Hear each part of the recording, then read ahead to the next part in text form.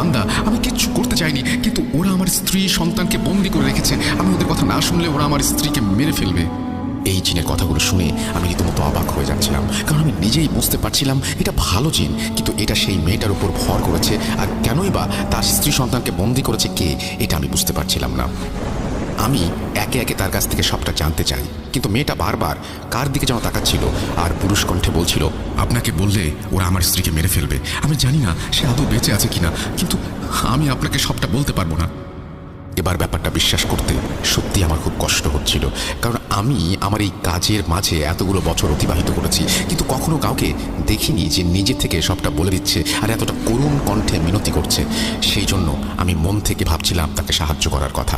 তাই বারবার তার কাছ থেকে সবটা জানতে চাইলে একটা সময় সে আমাদের কাছে পুরো বিষয়টা খুলে বলে। সে বলে তার স্ত্রী এবং সন্তানকে একটা তান্ত্রিক বন্দি করে রেখেছে এবং তাকে মৃত্যু ভয় দেখিয়ে এই মেয়েটির ক্ষতি করতে বাধ্য করছে। আমি সবটা শুনে সেই জিনকে আল্লাহর ভয় দেখাই এবং একটা সময় তাকে আশ্বাস দেওয়ার চেষ্টা করি, এই বলে যে আমি দুজনকে সমানভাবে সাহায্য করব, এই শর্তে সেই মেয়েটাকে সে ছেড়ে যাবে কিনা।